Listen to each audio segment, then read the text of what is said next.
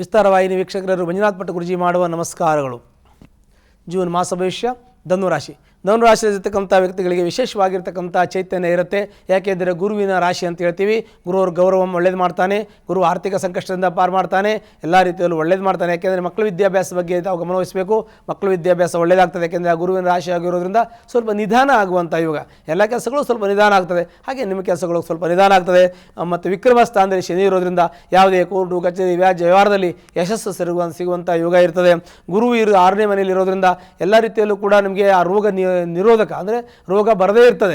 ಯಾವುದೇ ರೋಗ ಬಂದರೂ ಕೂಡ ಅದು ಬರದೇ ಇರತಕ್ಕಂಥದ್ದು. ಮತ್ತು ಆರೋಗ್ಯವಾಗಿರ್ತಕ್ಕಂಥ ಶರೀರ ದೃಢಕಾಯ ಇರತಕ್ಕಂಥ ಯೋಗವು ಕೂಡ ಇರ್ತದೆ.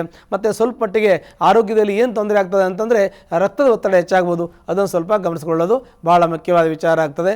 ಮತ್ತು ಇನ್ನು ಹಣಕಾಸಿನ ವಿಚಾರದಲ್ಲಿ ನಿಮಗೆ ಸ್ವಲ್ಪ ಸಂಕಷ್ಟ ಬರತಕ್ಕಂಥದ್ದು ಯೋಗ ಇದೆ. ಅದಕ್ಕೆ ಸ್ವಲ್ಪ ನೋಡ್ಕೋಬೇಕು. ಆದರೆ ಗುರು ಕೆಟ್ಟದ್ದು ಮಾಡ್ತಾನೆ ಅಂತಲ್ಲ, ಆದರೆ ಬರುವಂಥ ಯೋಗಗಳಿದೆ. ಆ ಯೋಗಗಳ ಫಲದಿಂದ ನಿಮಗೆ ಕೆಲವೊಂದಷ್ಟು ಕಮಿಟ್ಮೆಂಟ್ಗೆಲ್ಲ ತೊಂದರೆ ಆಗ್ಬೋದು. ಹಾಗಾಗಿ ಭಾಳ ಜಾಗ್ರತೆ ವಹಿಸೋದು ಭಾಳ ಮುಖ್ಯ.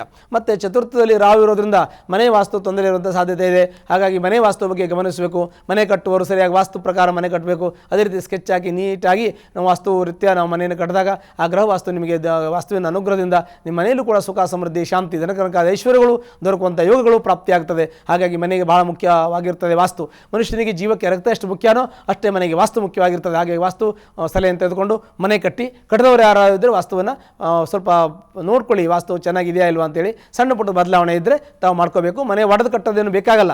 ಇರೋದನ್ನು ಸಣ್ಣ ಪುಟ್ಟ ಬದಲಾವಣೆ ಮಾಡಿಕೊಂಡು ಏನಾದ್ರು ವಾಸ್ತು ಶಾಂತಿನೋ ಇದು ಮಾಡ್ಕೊಂಡ್ಬಿಟ್ರು ಕೂಡ ನಿಮ್ಮ ಮನೆಯಲ್ಲಿ ವಾಸ್ತುವಿನ ಸಾನ್ನಿಧ್ಯ ಆಗ್ತದೆ. ನೀವು ಪಾಸಿಟಿವ್ ಆಗಿರ್ತಕ್ಕಂಥ ಎನರ್ಜಿ ಧನಾತ್ಮಕವಾಗಿ ನಿಮಗೆ ಅದು ಪ್ರೊಡ್ಯೂಸ್ ಆಗುತ್ತೆ.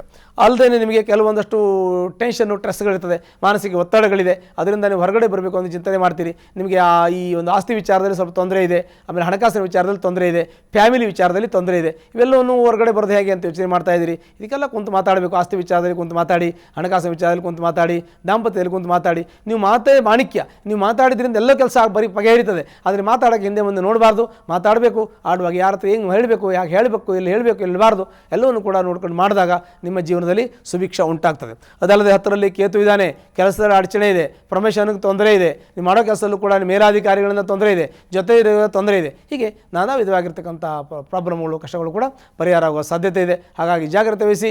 ಧನುರಾಶಿಯಲ್ಲಿರ್ತಕ್ಕಂಥ ವ್ಯಕ್ತಿಗಳಿಗೆ ಸಾಮಾನ್ಯವಾಗಿ ಮಧ್ಯಮ ಫಲ ಅಂತ ಹೇಳಬೇಕು. ಒಂದು ವೇಳೆ ಕಷ್ಟದಲ್ಲಿ ಯಾರು ಇದ್ದರೆ ಹತ್ತಿರ ಇರತಕ್ಕಂಥ ಈಶ್ವರ ದೇವಸ್ಥಾನಕ್ಕೆ ಹೋಗಿ ಬಿಲ್ಲು ಪತ್ರೆಯಿಂದ ಅರ್ಚನೆ ಮಾಡಿಸಿ. ನಿಮ್ಮೆಲ್ಲ ಕಷ್ಟ ನಷ್ಟ ದುಃಖಗಳೆಲ್ಲವೂ ಕೂಡ ಪರಿಹಾರ ಆಗುತ್ತೆ. ಶುಭವಾಗಲಿ. ಅನುಕ್ಷಣದ ಸುದ್ದಿಗಳಿಗಾಗಿ ವಿಸ್ತಾರ ನ್ಯೂಸ್ ಯೂಟ್ಯೂಬ್ ಚಾನೆಲ್ ಸಬ್ಸ್ಕ್ರೈಬ್ ಮಾಡಿ. ಹೊಸ ಸುದ್ದಿಗಳ ನೋಟಿಫಿಕೇಶನ್ಗಾಗಿ ಬೆಲ್ ಐಕಾನ್ ಕ್ಲಿಕ್ ಮಾಡಿ.